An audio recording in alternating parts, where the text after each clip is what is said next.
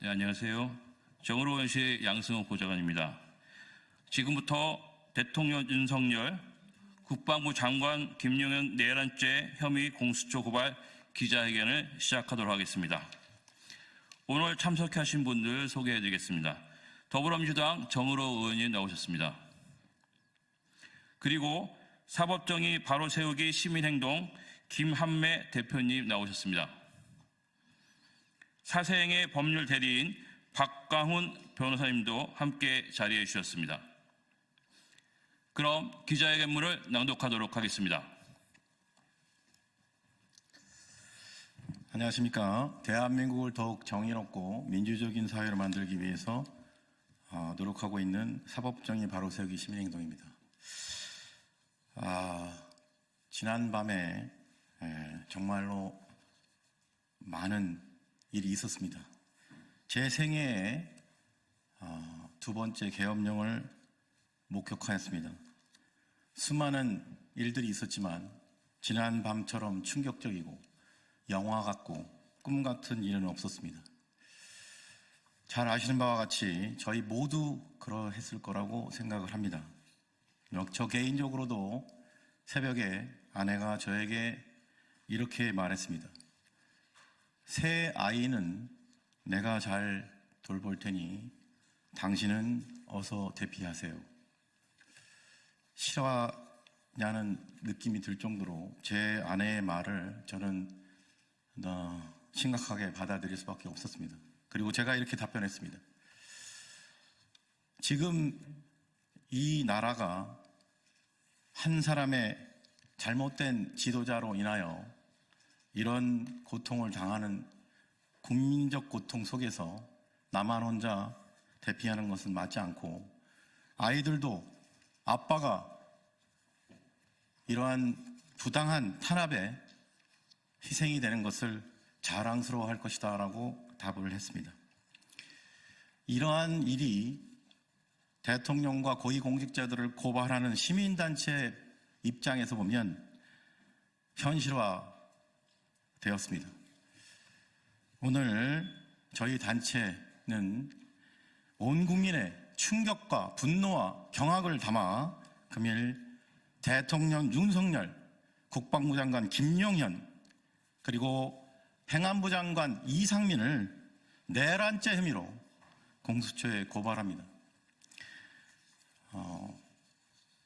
먼저 기자회견문 낭독 이후에 기자 여러분들의 질문과 답변을 하도록 하겠습니다. 그러면 먼저 기자회견문 낭독을 하도록 하겠습니다. 대통령 윤석열, 국방부 장관 김용현, 행안부 장관 이상민에 대한 내란죄 혐의, 직권남용 및 내란죄 혐의 공수처 고발 기자회견문. 반국가 세력, 망국의 원흉은 다름 아닌 바로 윤석열 대통령이다. 대한민국 국헌을 문란시킨 윤석열과 김용현 그리고 이상민을 처단하라. 공수처는 내란죄 현행범 윤석열과 김용현, 이상민을 긴급 체포하라. 대통령 윤석열은 2024년 12월 3일 밤 10시 30분 자신의 용산 집무실에서 긴급 대국민 담화를 통해 비상계엄을 선포했습니다. 하지만 이는 대한민국 헌법 제77조 제1항의 요건을 충족하지 못한 위헌적인 비상계엄 선포 행위였습니다. 아울러 헌법 제77조 제4항에 의거 지체 없이 국회에 통과해야 함에도 불구하고 대통령은 국회에 통과하지 않았습니다. 2024년 12월 3일 밤 11시를 기해 계엄사령부는 계엄포고령을 내렸습니다. 이 과정에서 경찰이 국회 정문을 봉쇄하여 국회에 들어가려는 여야 국회의원들의 국회 진입을 가로막는 일이 발생하여 국회의원들이 국회 담장을 넘어 국회 본청에 진입하는 상황까지 벌어졌습니다. 이 과정에서 무장한 계엄군이 국회 본청 건물을 난입하고 폭동을 하였습니다. 심지어 수도방위 사령부 소속 특수임무조가 우원식 국회의장, 이재명 더불어민주당 대표, 여당인 국민의힘 대표 한동훈을 체포하려는 시도가 국회 내의 CCTV를 통해 확인되었습니다. 국회는 2024년 12월 4일 새벽 1시경 헌법 제77조 제5항에 의거 비상계엄 해제를 의결하여 즉시 이를 통과하였습니다. 대통령 윤석열은 비상계엄을 선포한 지 6시간 만인 새벽 4시 반경 국무회의 의결을 거쳐 비상계엄 해제를 국민에게 선포했습니다. 현재 국회는 대통령 윤석열에 대한 탄핵 절차에 착수하였습니다. 이 다음의 혐의로 피고발인 윤석열, 김용현, 이상민을 공수처에 고발합니다. 1. 직권남용 및 내란죄의 점. 형법 제87조 내란죄. 대한민국 영토의 전부 또는 일부에서 국가 권력을 배제하거나 국헌을 문란화할 목적으로 폭동을 일으킨 자는 다음 각호의 구분에 따라 처벌한다. 1. 우두머리는 사형, 무기징역 또는 무기금고에 처한다. 2. 모의에 참여하거나 지휘하거나 그 밖의 중요한 임무에 종사한 자는 사형, 무기 또는 5년 이하의 징역이나 금고에 처한다. 살상, 파괴 또는 약탈 행위를 실행한 자도 같다. 3. 부하 수행하거나 단순히 폭동에만 관여한 자는 5년 이하의 징역이나 금고에 처한다. 피고발인 윤석열은 대한민국 대통령으로서 헌법을 준수하고 수호해야 하는 헌법상 막중한 책무가 있음에도 불구하고 대한민국 헌법 제77조 제1항에 따른 요건이 전혀 충족되지 않은 상황에도 불구하고 반국가 세력 척결, 종북 세력 척결, 망국의 원흉이라는 비정상적인 목적을 운운하면서 국가적 비상사태라는 본인만의 망상에 사로잡혀 헌법에 위반하여 비상계엄을 선포하여 국헌을 문란하게 하였습니다.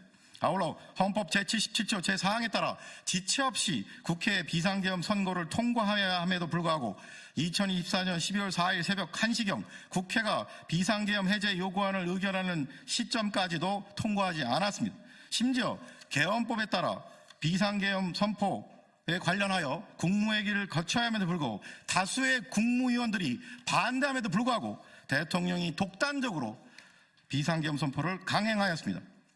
특히 헌법 제77조 제5항에 따라 비상계엄 선포는 대통령이 하더라도 그 유지 여부는 국회가 판단하도록 하였음에도 불구하고 군과 경찰을 동원하여 국회의원들이 국회로 진입하는 것 자체를 못하게 국회 출입문을 봉쇄하는 등 헌법 제77조 제5항에 따라 비상계엄 해제를 하지 못하게 국회의원들의 진입 자체를 가로막는 만행을 저질렀습니다.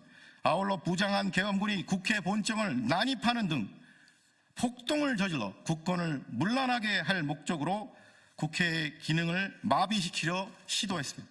결국 피고발인 윤석열은 김용현, 이상현과 공모하여 국헌을 문란하게 할 목적으로 감사원장이나 검사장 탄핵이라는 헌법상 정상적인 국회 활동을 국가 비상사태라고 국민에게 매도하면서 자의적이고 주관적인 망상에 사로잡혀 헌법상 요건을 충족하지도 않는 비상계엄을 강행하고 비상계엄 해제를 의결하려는 국회의 헌법상 기능을 마비시키기 위해 계엄군의 국회 난입과 폭동을 명령하고 경찰을 부당하게 동원하는 등 내란을 지시하는 내란수괴의 역할을 하였고 김용현과 이상민은 윤석열에 공하였으므로 내란죄의 죄책을 져야 마땅합니다.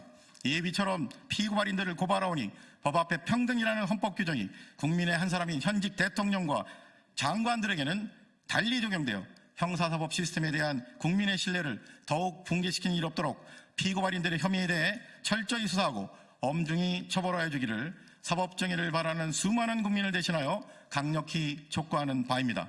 2024년 12월 4일 사법정의 바로세우기 시민행동. 이상으로 기자회견 낭독을 마치고 한 가지 중요한 법률적 내용을 광고드릴 게 있어서 저희 고발인 단체 법률 대리인이신 박강원 변호사님께서 잠깐 언론과 국민들에게 설명드리도록 하겠습니다.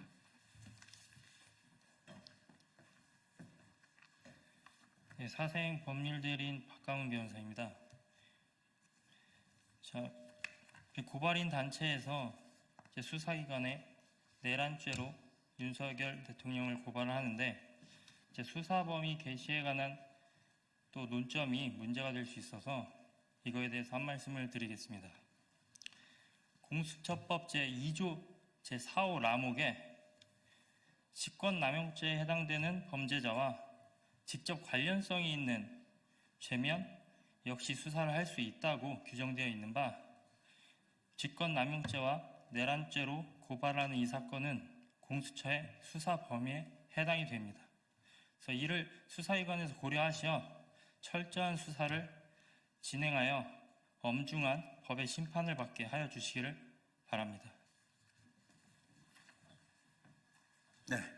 그러면 이상으로 기자회견을 마치고 추가적인 질문이 계시면 바깥으로 이동해서 진행하도록 하겠습니다. 그러면 이상으로 기자회견 마치도록 하겠습니다. 함께해 주신 여러분 고맙습니다.